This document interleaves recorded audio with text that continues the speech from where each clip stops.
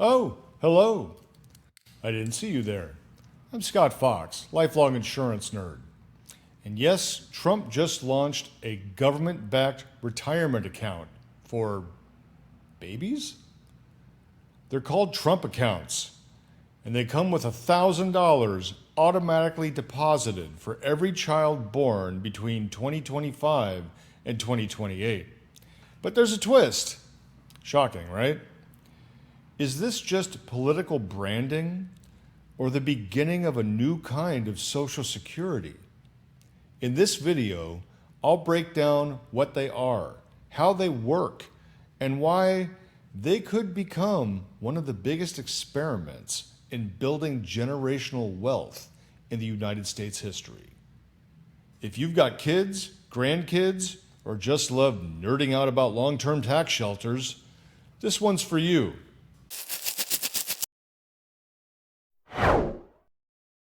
Love him or hate him, this bill is now the law, and I am not here to debate politics. This is not a partisan video. I'm not here to cheer or criticize. My job is to help people understand what laws like this mean for Medicare recipients, Social Security beneficiaries, retirees, and anyone planning ahead. Let's start with the basics. If your child is born anytime between January 1st, 2025 and December 31st, 2028, they qualify for a Trump account, and the government will deposit $1,000 automatically to get you started. Nerd tip, you don't need to apply. The account is created automatically at birth through the Social Security system and seeded by the U.S. Treasury. Once the account is opened, parents, grandparents, or even employers can contribute up to $5,000 per year per child. The funds grow tax-free, and that's a big deal. The money cannot be assessed until the child turns 18, and even then, there are some restrictions. At 18, the account converts into a kind of modified Roth IRA, with early withdrawal rules tied to education, first-time home purchases, or starting a business. Full penalty-free withdrawals become available starting around age 30. And here's where it gets interesting. The money must be invested in low-cost index funds. No stock picking, no crypto, no meme stocks. Nerd tip. The bill caps expense ratios at 0.1% and uses a government-managed investment window similar to the federal thrift savings plan. That keeps costs low and growth consistent, so the account works more like a slow-burning engine than a speculative rocket. So how does this compare to a 529 plan or a traditional Roth IRA? Well, it's not either, really.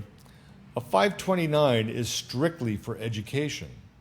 A Roth IRA usually requires earned income. Trump accounts are automatic, tax-free, and designed for long-term financial flexibility.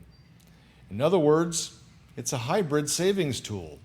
Part education fund, part retirement fund, part business startup fund. Nerd tip. If you already contribute to a 529 or custodial Roth IRA, a Trump account could complement, not replace, those strategies. Now, are these accounts perfect? Not quite. Critics argue that $1,000 isn't enough to make a meaningful difference unless parents are able to make consistent annual contributions. And of course, it's still unclear how future administrations will treat these accounts. Will they expand the program or just sort of quietly defund it? But here's the big picture. This is the first time we have seen a universal government-seeded long-term investment account tied to birth. If you're a parent or grandparent thinking generationally, this is a tool worth watching. And who knows, if the program sticks, for better or for worse, it may lay the groundwork for major Social Security reform in the future. What do you think? Would you open a Trump account for your kids or grandkids? Let me know in the comments. And if you like this video, please give it a like and share it with your friends. If you want more breakdowns like this, subscribe. And of course, stay nerdy, my friends.